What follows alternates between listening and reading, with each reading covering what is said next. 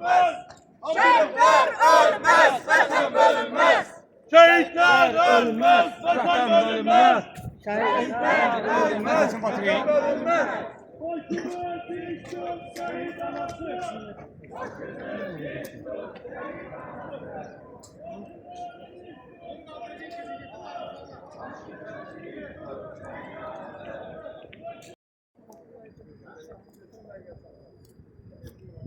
Öz qohumları, öz elin günün adına sizə çox minnətdarım.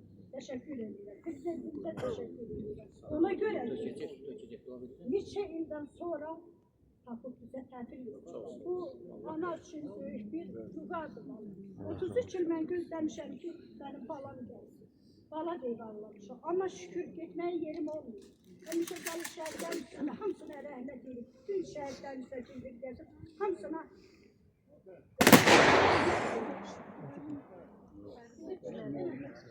çok sağ olun. Sağ olun, minnettarım, sağ olun. Teşekkür ederim. Borcumuzdur, hamımızın borcu. Bismillah. Allah'ın emri.